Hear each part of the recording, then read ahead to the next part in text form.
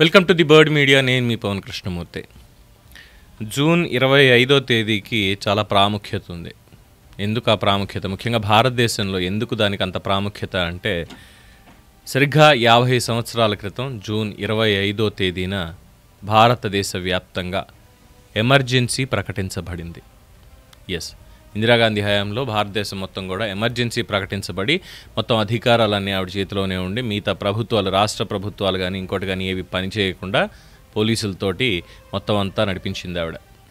So of course Indira Gandhi మీద ఎంత గౌరవం ఉన్నా, ఐరన్ లేడీ అనేటువంటి ఒక ట్యాగ్ ఉన్న ఎమర్జెన్సీ విధించి చాలా ఘోరమైనటువంటి తప్పిదం ఆవిడ చేసింది అనేది చాలామంది చెప్పుకునేటువంటి అంశం. చీకటి రోజులు, ఖచ్చితంగా చీకటి రోజులే. ఎందుకు ఇదంతా జరిగింది అనేదానికి బదులు అసలు ఎమర్జెన్సీ ప్రకటించడానికి గల 5 కారణాలు ప్రధానంగా సోషల్ మీడియాలో చాలామంది చర్చిస్తున్నారు. అవి ఏంటి అనేది ఒకసారి చూస్తే, గుజరాత్లో ఆందోళనలు, బీహార్లో జేపీ ఉద్యమం, అలాగే జార్జ్ ఫెర్నాండెస్ నేతృత్వంలో రైల్వే సమ్మె, ఇందిరాగాంధీ మీద కోర్టు కేసు, ఎమర్జెన్సీ ప్రకటన ఇన్నయ్యాయి. వరుసగా డేట్లు కూడా చూసుకుంటే దాదాపుగా 50 సంవత్సరాలు పూర్తి చేసుకుంది. 1975 జూన్ 25వ తేదీ రాత్రి అప్పటి ప్రధానమంత్రి శ్రీమతి ఇందిరాగాంధీ తీసుకున్న నిర్ణయం దేశవ్యాప్తంగా పెను సంచలనం సృష్టించింది. అయితే ఎమర్జెన్సీ విధింపునికి ఒక్కరోజులో ఏర్పడినగా సమస్యలు అయితే కాదు, దాదాపుగా కొన్ని నెలల తరబడి ఒక్కొక్కటిగా సంఘటనలు జరిగి ఇక చివరికి ఎమర్జెన్సీ ప్రకటించాల్సి వచ్చింది. ఆ కీలక పరిణామాలు జరిగినటువంటి తీరు ఒకసారి చూస్తే, ముందుగా గుజరాత్లో జరిగినటువంటి ఆందోళనలు 1973లో మొదలైంది. 1973లో మొదలైంది. మనకి 75లో ఎమర్జెన్సీ అనేది వచ్చింది. అంటే ఎమర్జెన్సీ రావడానికి ముందే, 2 ఏళ్ల ముందే అక్కడ జరిగినటువంటి ఘటన ఈ విద్యార్థులకి హాస్టల్ ఫీజుల పెంపు. గుజరాత్లో విద్యార్థులకి హాస్టల్ ఫీజుల పెంపు, దాని మీద విద్యార్థులు ప్రారంభించిన నిరసనలు రాష్ట్ర వ్యాప్తంగా కూడా గుజరాత్లో 1973లో చాలా ఉధృతంగా సాగాయి. అప్పుడు ఉన్నటువంటి ముఖ్యమంత్రి చిమన్ భాయ్ పటేల్ మీద తీవ్ర వ్యతిరేకత వచ్చింది. ఆయన్ని చిమన్ చోర్ అంటూ ప్రజలు కూడా చేరి నినాదాలు చేశారు. దాంతో 74లో ప్రభుత్వంలో ఇందిరాగాంధీ ప్రభుత్వం చిమన్ భాయ్ పటేల్ ప్రభుత్వాన్ని అయితే రద్దు చేసింది. 73లో మొదలు 74 వరకు కూడా ఈ అల్లర్లు సాగాయి. రాష్ట్రపతి పాలన విధించారు. సో దీంతో కేంద్ర ప్రభుత్వం మీద వ్యతిరేకతకి మొదటి మెట్టుగా దీన్ని విశ్లేషకులు చెప్తున్నారు. ఇక రెండోది వచ్చేసి బీహార్లో జేపీ ఉద్యమం. జయప్రకాష్ నారాయణ గారు గుజరాత్ పరిణామాల స్ఫూర్తితోటి బీహార్లో అప్పటి ముఖ్యమంత్రి అబ్దుల్ గఫూర్కి వ్యతిరేకంగా విద్యార్థులు ఉద్యమించారు. అప్పుడు కూడా హాస్టల్ ఫీజులు అని చెప్పి అక్కడ కూడా పెట్టారు. దాంతో అదైంది.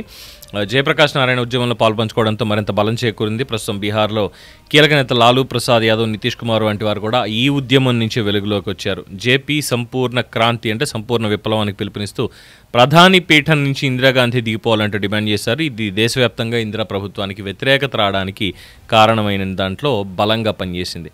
ఇక 1974లో కార్మిక సంఘ నాయకుడు జార్జ్ ఫెర్నాండెస్, కేంద్ర మాజీ మంత్రి జార్జ్ ఫెర్నాండెస్, ఆయన ఆధ్వర్యంలో జరిగినటువంటి ఈ రైల్వే సమ్మె దేశవ్యాప్తంగా రవాణా వ్యవస్థను స్తంభింపజేసింది. దేశ ఆర్థిక వ్యవస్థ మీద ఇది చాలా తీవ్రమైనటువంటి ప్రభావం చూపించింది అంటున్నారు. అదే సమయంలో రైల్వే మంత్రి, బీహార్ ఎంపీ అయినటువంటి ఎల్ఎన్ మిశ్రా ఒక బాంబు దాడిలో మరణించడం కూడా తీవ్ర ఉద్రిక్తతల్ని మరింతగా పెంచింది.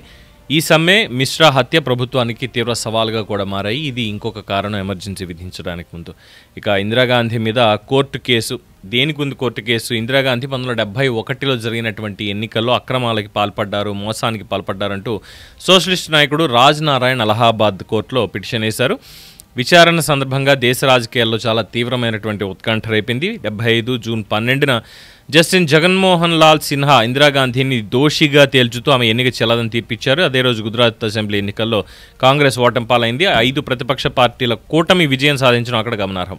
ఇది ఇక జూన్ 24న సుప్రీంకోర్టు ఈ తీర్పు మీద షరతులతో కూడిన స్టే ఇచ్చింది. ఇందిరా ప్రధానికి కొనసాగవచ్చని, అయితే పార్లమెంట్లో ఓటు వేసే హక్కు ఉండదు అంటూ కూడా స్పష్టం చేశారు.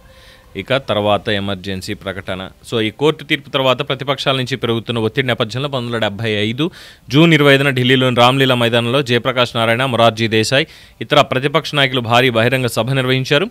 రాజ్యాంగ విరుద్ధమైన ఆదేశాలను పాటించొద్దని వారు పోలీసుల్ని, సైన్యాన్ని కోరారు. ఆ మహిళ మా ఉద్యమం ముందు నిలవలేదు అంటూ మొరార్జీ దేశాయ్ కూడా అదే సభలో ప్రకటించారు. ఈ ప్రకటించడం ఇదంతా అయిపోయిన తర్వాత అదే రోజు అర్ధరాత్రి ఇందిరాగాంధీ ఎమర్జెన్సీ విధించాలి అంటూ నిర్ణయించారు. జూన్ 26వ తేదీ తెల్లవారుజామున రాష్ట్రపతి ఫక్రుద్దీన్ అలీ అహ్మద్ సంతకంతో దేశంలో ఎమర్జెన్సీ అధికారికంగా అమల్లోకి వచ్చింది. పౌర హక్కులు కూడా సస్పెండ్ చేశారు, ప్రతిపక్ష నేతలను అరెస్ట్ చేశారు, పత్రికల మీద సెన్సార్షిప్. మొత్తం 21 నెలల పాటు, అంటే 1 సంవత్సరం 9 నెలల పాటు ఈ మొత్తం ప్రహసనం అంతా కూడా కొనసాగింది. సో ఈ ఎమర్జెన్సీ తర్వాత ఇక జరిగినటువంటి విషయాలు, వివరాలు అన్నీ తెలిసిందే. ఇక ఈ ఎమర్జెన్సీ టైంలోనే అనేక అకృత్యాలు, అనేక లూటీలు, అనేక ఇబ్బందికర పరిణామాలు కూడా తలెత్తాయి. ఆ తర్వాత జరిగినటువంటి పరిణామాలు మెల్లమెల్లగా సర్దుకోవడానికి కారణమైంది. ఇక ఇప్పటికీ 50 ఏళ్ళైంది ఆ ఎమర్జెన్సీ విధించి. దీని మీద ప్రధాని నరేంద్ర మోడీ స్పందించారు, రాహుల్ గాంధీ స్పందించారు, అలాగే పవన్ కళ్యాణ్ కూడా స్పందించారు. ఇది ఒక హేయమైన చర్యగా అభివర్ణించారు. సరే, గతించిన కాలం ఎలాగో గతించిపోయింది. ఇప్పుడు అలాంటి ఎమర్జెన్సీలు అనేవి విధించకుండా ఇంకేం లేకుండా ఉండాలి అనేదే చాలామంది చెప్పేటువంటి అంశం. సో విన్నారు కదా, మొత్తం 5 ప్రధాన కారణాలు ఎమర్జెన్సీ విధించడానికి కారణభూతమయ్యాయి. సో దీని మీద మీ అభిప్రాయం ఏంటి అనేది కామెంట్స్ రూపంలో తెలియచేయండి. చూస్తూనే ఉండండి ది బర్డ్ మీడియా. ఈ వీడియో కనుక మీకు నచ్చినట్టయితే లైక్ చేయండి, షేర్ చేయండి, సబ్స్క్రైబ్ చేయండి. అలాగే పక్కనే ఉన్న బెల్ ఐకాన్ని క్లిక్ చేయండి.